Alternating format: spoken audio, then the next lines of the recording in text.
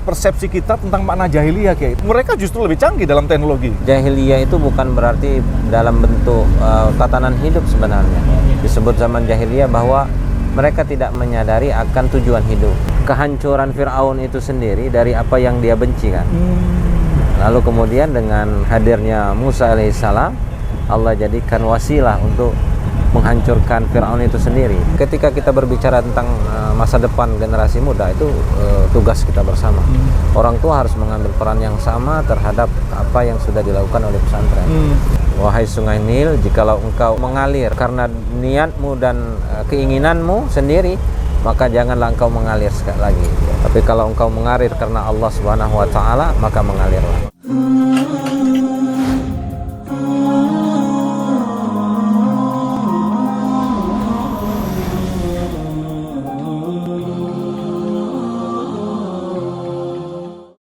Bismillahirrahmanirrahim. Assalamualaikum warahmatullahi wabarakatuh. Alhamdulillahirabbil alamin. Allahumma shalli ala sayyidina Muhammad wa ala ali sayyidina Muhammad. Kita berjumpa kembali dalam Jendela Hikmah Goes to Cairo. Alhamdulillah sekarang ini kita berada di sebuah kapal tidak terlalu besar, tapi memang nyaman sekali untuk menyusuri Sungai Nil. Berbicara tentang Sungai Nil tentu saja tidak sekedar berbicara tentang pariwisata. Sungai Nil adalah salah satu sungai yang sangat bersejarah. Kita akan berbicara tentang sejarah bersama guru kita, Muhammad Siddiq. Assalamualaikum, Kiai. Waalaikumsalam. Apa kabar, Kiai? Alhamdulillah. Alhamdulillah kita bisa bersama-sama di atas sungai yang sangat bersejarah. Nah, Masya Allah. Ketika kita berbicara tentang sejarah, nah ini dalam perspektif Islam ya kita ya. Salah satunya adalah mengapa Al-Quran itu prosentase Allah menjelaskan segala hukum-hukumnya melalui sejarah, kisah-kisah. Nah ini apa hikmahnya nih, Kiai? Ya tentu agar supaya kita dapat belajar dari kisah-kisah pada masa dahulu, agar supaya kita dapat mengambil hikmah untuk kita untuk kita ambil hikmahnya itu untuk kita hadapi kehidupan yang akan datang. Bahwa kehidupan ini sesungguhnya adalah pengulangan-pengulangan. Betul. Hanya saja pelakunya berbeda begitu, Kiai. Betul, ya? betul. Masya Allah. Nah, Kiai, kita ini sekarang berada di Sungai Nil, sungai yang sangat bersejarah dan tentu saja berkaitan dengan kehidupan salah satu kerajaan Fir'aun pada masa itu. Nah, ini adalah sungai yang konon katanya dipakai sebagai lalu lintas gitu ya, lalu lintas mode transportasi pada masa itu. Nah, Kiai kan lulusan dari Al-Azhar Kairo nih. Tentu saja kita ingin mendengarkan ini, Kiai. Selama berada di Kairo, apakah juga membuka literasi-literasi tentang sejarah daripada Sungai Nil? Sungai Nil gitu, Kiai. Ya, tentu yang pertama kan bahwa Sungai Nil ini adalah sungai terpanjang di Afrika sana. Dia melintasi kurang lebih 9 atau 10 negara. Dan menjadi sumber kehidupan dari negara yang dilintasi oleh Sungai Nil ini. Banyak kisah yang terdapat dari Sungai Nil ini. Yang pertama kan sebagaimana kita tahu di dalam Al-Quran menceritakan bahwa Nabi Musa itu dialiri di Sungai Nil. Oh, Masya Allah, dibuang di Sungai Nil waktu itu. Dan diambil dengan petinya itu ya, Kiai. Dan diselamatkan juga di Sungai Nil. Iya. Sehingga ini diabadikan dalam Al-Quran tentang kisah Nabi Musa alaihissalam yang mana waktu itu bahasanya tuh diselamatkan lah, yang akhirnya diselamatkannya oleh dari keluarga Fir'aun itu sendiri. Dibesarkan, diangkat anak, begitu anak. Istilahnya keluarga kerajaan itu ya. Yang pada waktu itu sangat anti dengan bayi laki-laki, akhirnya dia sendiri yang tidak tega untuk membunuhnya begitu. Menjaga, membesarkan, bahkan terjadilah peristiwa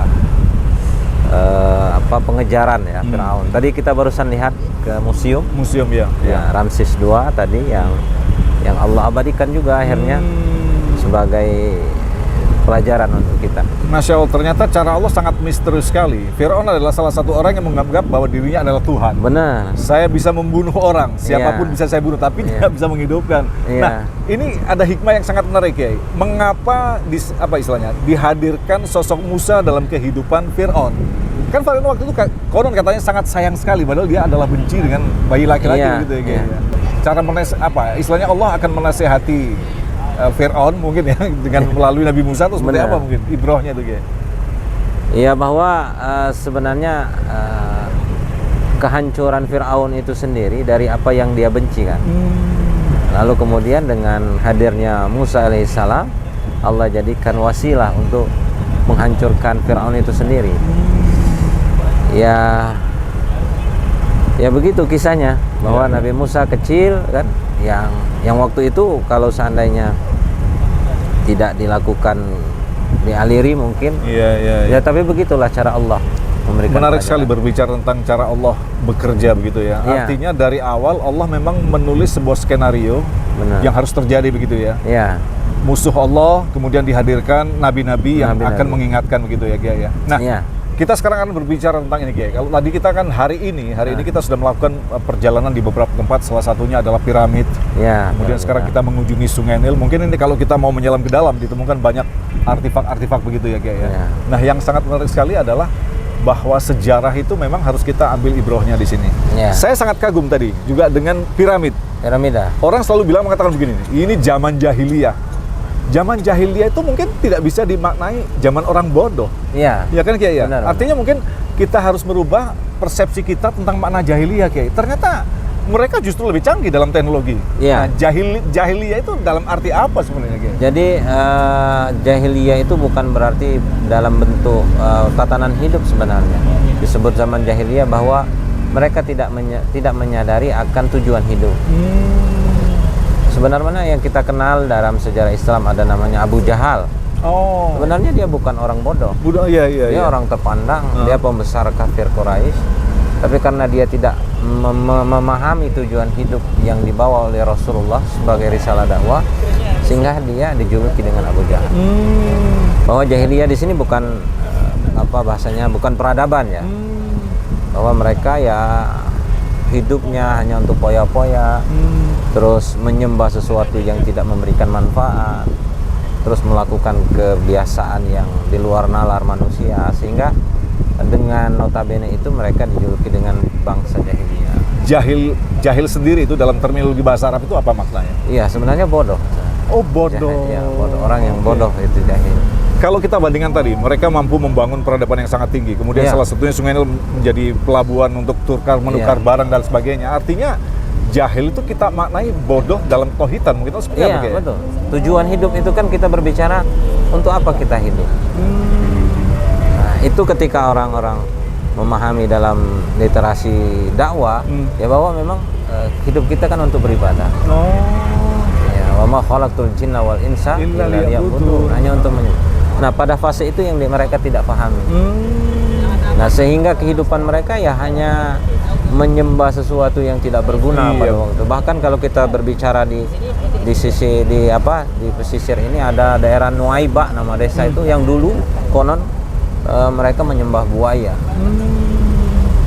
Ya banyak hal sih yang dilakukan tradisi-tradisi dulu yang akhirnya membuat mereka disebut bangsa jahiliyah. Maka muncullah istilah tauhid. Penyembahan selain Allah begitu Kiai. Nah Kiai, kalau kita kembalikan lagi berbicara tentang sejarah, ada banyak orang yang saat ini mengalami amnesia sejarah. Ya kan, nanti lupa bahwa sejarah itu memang harus kita ambil ibrohnya Kiai. Maka muncullah kehancuran-kehancuran. Nah, mungkin Kiai punya istilahnya the way out begitu. Jalan keluar agar orang-orang itu kembali sadar itu seperti apa? Ini kan sangat susah sekali. Apalagi sekarang menjelang akhir zaman begitu. Orang sangat mencintai dunia. Artinya dalam kondisi yang sangat akut mencintai dunia. Bagaimana kita akan mengembalikan kepada jalur yang benar, Kiai? Ya, yang pertama kembali kepada Al-Quran. Ya, bahwa Al-Quran sebagaimana yang kita ketahui sebagai undang-undang kita dalam hidup ya. Dan dengan Al-Quran itu sebenarnya menyibak tabir yang banyak tentang kisah-kisah, tentang hukum dan lain sebagainya.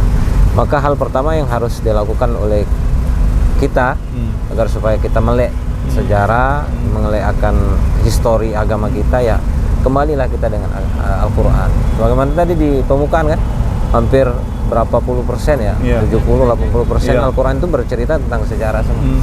Dari situ baru kita kaji satu persatu, yang akhirnya sebenarnya banyak orang non-muslim itu memberi perhatian besar terhadap sejarah Islam. Justru orang non-muslim yang memberi perhatian besar.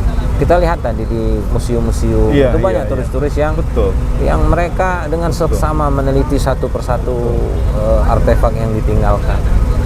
Nah itu yang mulai hilang tadi bangsa kita. Apa kesalahan kita sehingga mereka lebih banyak meluangkan waktu untuk bisa meneliti kebesaran-kebesaran tanda-tanda Allah yang diberikan oleh Allah itu Kiai? Iya, apa ya, kesalahan kita itu ya karena kita nggak kembali kepada sejarah tadi. Apa selama ini kita terlalu apa istilahnya memberikan waktu begitu banyak kepada kajian kitab daripada kita harus meneliti atau seperti apa? Ya kesadaran terhadap literasi itu yang mulai hilang di kita. Bahwa kita lebih condong terhadap literasi, sebenarnya literasi modern ya. Literasi klasik yang sebenarnya menyimpan banyak pelajaran hikmah itu sudah mulai kita tinggalkan. Nah Kiai, kalau kita kaitkan dengan sebuah ayat yang artinya pada intinya adalah mereka merasa melakukan pembangunan, perbaikan-perbaikan, tetapi di hadapan Allah sesungguhnya mereka justru melakukan kehancuran-kehancuran. Ini yang terjadi pada era ini Kiai, ya kan? Mereka mengeksplorasi semua, bikin bangunan yang tinggi, bikin masjid yang sangat megah, seakan-akan itu adalah bentuk kecintaan kepada Allah dalam beribadah. Lantas bagaimana menanggapi model-model sosok seperti ini Kiai? Ya, bahwa mereka kan lebih mementingkan terhadap apa bahasa kita tuh bangunan, tetapi tidak mementingkan terhadap fondasinya kan dari ayat ini, sehingga sebesar apapun bangunan yang akan dibuat ya tentu akan hancur ketika fondasi itu tidak kuat. Nah inilah diantara makna tersirat dari ayat ini tentang kehancuran sebuah bangsa yang dia fokus terhadap apa bahasanya itu pembangunan ya kan. Dan yang sangat mengerikan adalah anak-anak yang lahir di era ini Kiai, mereka menghadapi kondisi yang sangat modern sehingga justru membuat mereka lebih akan menjauhkan diri dari Al-Quran Kiai. Ini adalah masalah besar kita bersama. Bagaimana peran pesantren untuk bisa memberikan jalan keluar dalam hal ini Kiai? Tentu ini kan menjadi bahasa kita itu menjadi tugas bersama, bukan hanya pesantren sendiri. Pesantren pada saat para santri itu berada di pesantren, insya Allah mereka akan dijaga dengan baik. Tapi permasalahan ketika mereka pulang liburan, itu orang tua tidak memberikan peran sebagai orang tua yang baik. Malah mereka merasa oh ini waktu anak saya hanya sebentar, ayo kita berikan HP, kita ajak mereka meninggalkan hal-hal yang memang di pesantren dilakukan, sehingga ketika mereka pulang ke pesantren lagi ya seperti kembali dari nol. Maka ketika kita berbicara tentang masa depan generasi muda itu tugas kita bersama. Orang tua harus mengambil peran yang sama terhadap apa yang sudah dilakukan oleh pesantren. Maka kami sangat bersyukur ketika ada orang tua, ketika di rumah mereka selalu berkomunikasi dengan pihak pesantren. Terus dari pesantren juga sudah dibekali dengan buku agenda harian untuk memberikan koreksi terhadap kegiatan anak hari-hari selama di liburan. Nah itu yang menjadi tugas kita bersama. Bagaimana dengan orang tua yang memang tidak memiliki latar belakang pendidikan agama, apalagi pesantren? Ketika anak-anak yang sudah dipesantrenkan pulang ke rumah akan menghadapi satu kondisi yang sangat berbeda. Jadi kalau seandainya kita berbicara tentang orang tua, meskipun mereka minim terhadap ilmu agama, tetapi ketika mereka bekerja sama dengan pesantren, ini akan mendukung. Anggaplah orang tuanya tidak tahu tentang, bahkan orang tuanya tidak bisa mengaji. Bisa mengaji, tapi dia bisa mengawasi anaknya. Ada juga orang tua yang secara keilmuan dia tahu tentang ilmu agama, tapi karena rasa cinta dengan anak, lalu kemudian anaknya mau minjam handphone lalu dikasih dengan bebasnya, terus anaknya mau pakai motor dikasih. Nah ini yang menjadi permasalahan. Jadi bukan karena alasannya karena orang tuanya tidak mengerti agama, tapi orang tuanya mau atau tidak bekerja sama dengan pesantren. Nah kalau kita perhatikan ketika tadi Kiai mengatakan bahwa ada peran orang tua di sini. Nah sekarang peran pesantren, apakah ada model perubahan kurikulum dalam menghadapi modernisasi yang sudah mungkin bisa dikatakan sangat liar seperti ini? Ya, sebenarnya kurikulum pesantren itu sudah sangat ideal ya. Bahwa santri tidak boleh menggunakan handphone, tidak boleh ikhtilat, bercampur laki-laki perempuan, sholat dijaga, bangunnya teratur, bahkan makan pun teratur. itu sudah sangat ideal sebenarnya. Oke. Untuk di dalam kehidupan pesantren ya, dengan segala macam warna fasilitas pesantren. Ya. Ada yang modern, ada yang semi modern, ada yang memang masih kuno bahasanya. Tapi kurikulum pesantren itu udah sangat ideal Sangat cukup bagi kita gitu untuk ya. menjaga anak-anak dari pergaulan-pergaulan di luar. Jadi tidak terlalu merubah kurikulum secara Tidak perlu. berbeda begitu Tidak Kiai, perlu. ya? Karena semua pesantren memiliki visi misi yang sama sebenarnya untuk mengedepankan akhlak anak-anak. Baik. Satu lagi, Silakan, ini Kiai. berbicara tentang Nil ini. Ya. Ini kan ada kisah pada masa Khalifah Umar bin Khattab. Umar bin Khattab. Ya. Iya, jadi pada waktu itu Sungai Nil ini pernah Kering. melakukan terjadi kering setiap Kekeringan, tahun. iya. Setiap tahun. Setiap tahun ke sini. Setiap tahun. Jadi Padahal setiap ini tahun luar dia biasa, kering. Kiai. Nah, setiap tahun kering. Lalu kemudian waktu itu ketika Amr bin As menjadi gubernurnya negara di Mesir ini, masyarakat Mesir mengadukan hal ini kepada Amr bin As tentang kejadian ini. Ya karena sebagaimana kita ketahui Sungai Nil ini kan sumber kehidupan. Ya. Lalu kemudian dia mengadu kepada Amr bin As, lalu kemudian Amr bin As mengirim surat kepada Khalifah Umar bin Khattab. Lalu yang uniknya Umar bin Khattab membalas dengan 2 surat. Masya Allah. Apa bunyinya? Yang pertama surat yang tujunya untuk Amr bin As. Di dalam surat yang pertama, dari hamba Allah Umar bin Khattab, wahai Amr bin As, tolong engkau lemparkan surat kedua ini ke Sungai Nil. Kira-kira begitu. Lalu kemudian penasaran Amr bin As membaca surat yang kedua. Bismillahirrahmanirrahim, dari hamba Allah kepada Sungai Nil.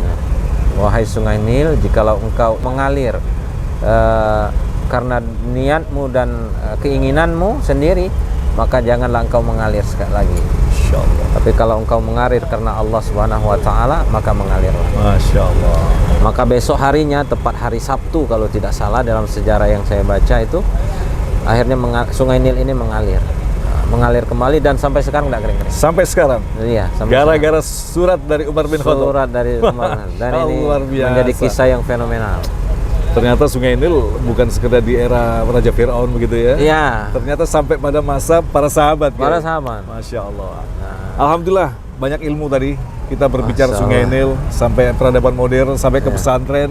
Terima kasih atas ilmunya Sama-sama. yang sangat singkat, tetapi insya Allah Alhamdulillah. Terima apa yang kasih. telah kita dengarkan bersama sekali lagi akan menguatkan kualitas ketauhidan kita. Allah Amin. menciptakan kehidupan.